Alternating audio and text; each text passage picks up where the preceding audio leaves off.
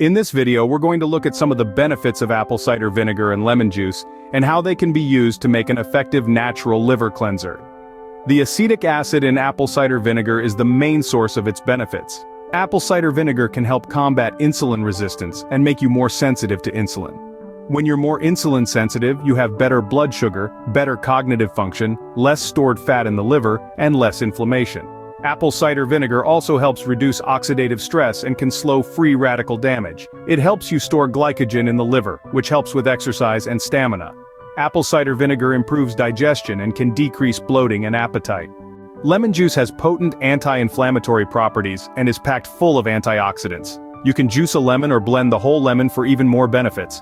Lemon contains citric acid, which prevents kidney stones and supports your cell's mitochondria. Lemons have a powerful hepatoprotective effect and can help reduce liver enzymes, especially after drinking alcohol. Research suggests that lemons can help decrease fat in your liver and help correct cholesterol imbalances.